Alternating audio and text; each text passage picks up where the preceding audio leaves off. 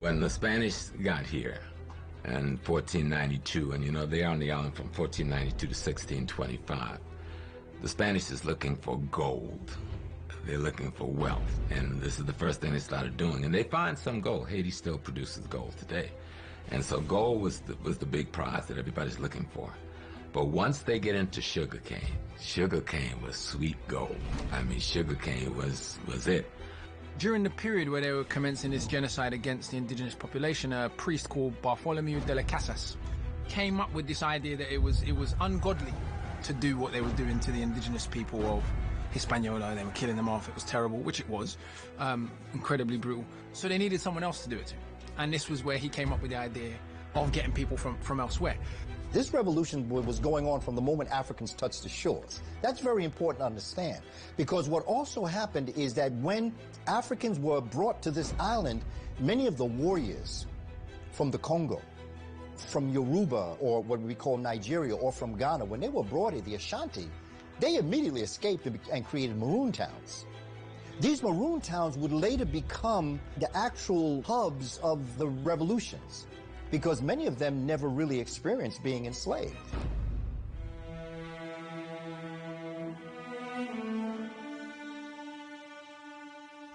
The great majority of sugar that was consumed in Europe came from that part of the world, came from that island. The coffee that went to Europe came from that island. That colony that the Spanish founded, taken by the French, eventually became the most profitable colony in the Americas, and arguably, depending on which economist you consult, the most profitable colony in the world at the time. It became the centerpiece of the transatlantic slave system. It became what gave France its supremacy over Britain in the 18th century. I mean, this island, it's impossible to overstate the economic importance of the island in the period we're talking about. It produced more profit than all of North America combined. This was a wealth that was largely borne by sugar, which was not only an item used to sweeten your tea and coffee, but it was also a marker of class. It was seen as a sign of sophistication when one used sugar. And in certain circles, it was even seen as a miracle drug of some sorts. And that helped to generate tremendous amounts of wealth on the island of Hispaniola, which is one of the reasons why the French, ultimately backed by the United States, fought so fiercely to retain that island. I mean, the life expectancy in Jamaica or Haiti, for example, was often between 3 and 7 years. So once you arrived on the island, you were worked to death on average between 3 and 7 years. I mean, it's genocide. And so that was what contributed, the type of torture. Because the white population was so much smaller than, say, on mainland America, vis-a-vis the black population, the paranoia was worse. And therefore the types of punishment, the types of torture, the extremity of the slave regime was much more severe in the Caribbean. Taking pregnant women, crucify them, split their belly open enough so they will have a game. People are gonna bet who's gonna die first, the baby or the mother. The reason why there was more rebellions in Jamaica and in the Caribbean in general is a number of factors. One, conditions were much worse. And I don't say that in any way to denigrate or downplay how brutal conditions were in America, but we can see this from the fact that the slavery was so bad in the Caribbean that the populations were not even able to reproduce themselves. So constantly new populations had to be brought from Africa. And one of the things they used to do is bury us alive on an anthill, leaving your head so that you would slowly get tortured to death by ants eating your skull. First of all, let's be clear, the rebellions against slavery started in Africa. And the rebellions against slavery in Africa are probably the most under-discussed and underrepresented element of the whole history. Everyone tells you that Africans collaborated, which is true. What they don't tell you about is those Africans that rebelled. And in fact, scholars estimate now, that it has been studied thoroughly, that the rebellions in Africa alone, of which there were hundreds, prevented perhaps 1 million people from crossing the Atlantic.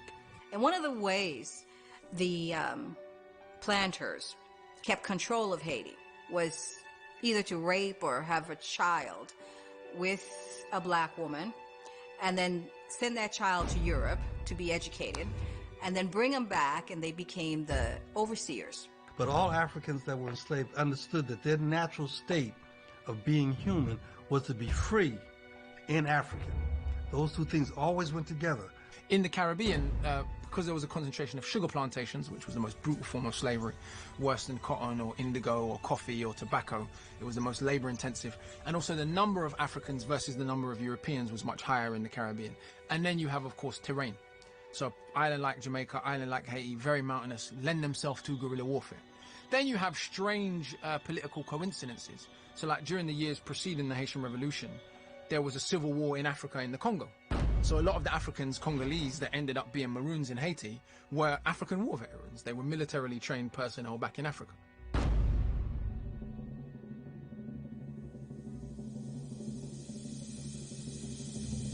With the Haitian Revolution, there were 4 principal players in regards to the leadership of the Haitian Revolution. The first one was Mackandal.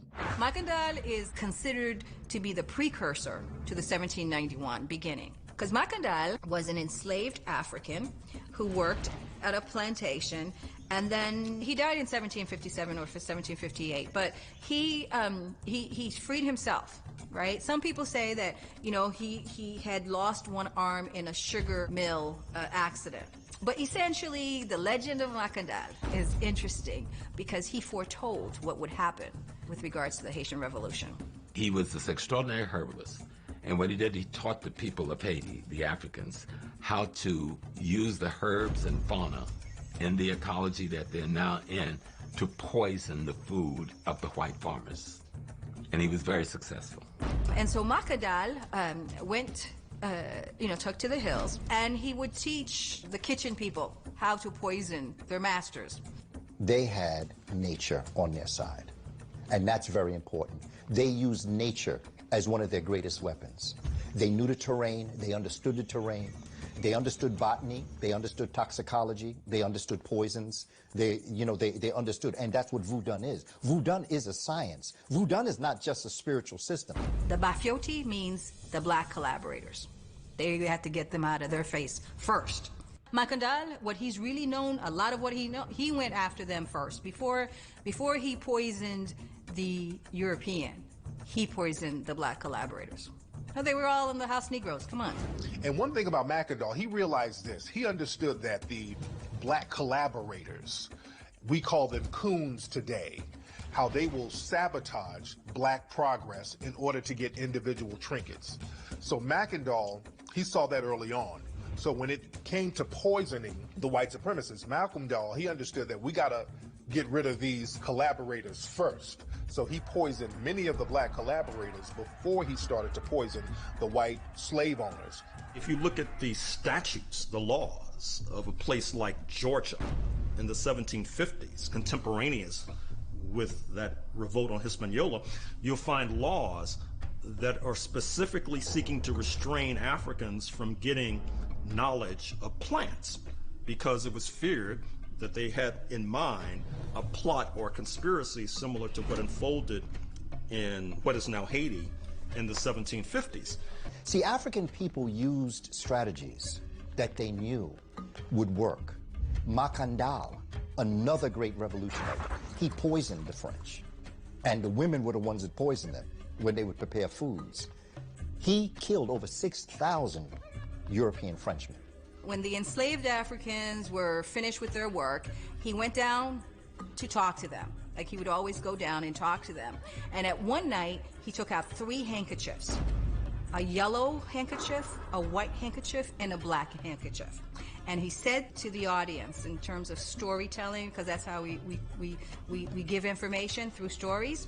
So he took out the first handkerchief, and he said to the enslaved Africans, first handkerchief was yellow. He says, these are the people that owned this island before Columbus came. And they were totally annihilated. Then he took out the white. He says, the white handkerchief, these are the folks that, annihilated the Tainos. And then he took out the black handkerchief, and this is the prophecy. He says, we, Africans, are going to avenge the Taino folks, and we're going to get these white folks out of Haiti. And so Mackandal used his science, and I think he was a kind of pharmacologist in modern terms, but he used his science of understanding the natural world to begin to talk about how do we take that knowledge and free ourselves. And Mackandal, he's sort of the spark of the Haitian Revolution. When you look at many of the people coming up out of this system, for instance, Mackandal. Mackandal was a preacher. And Mackandal was a preacher who told his people and the people around him that he had visions.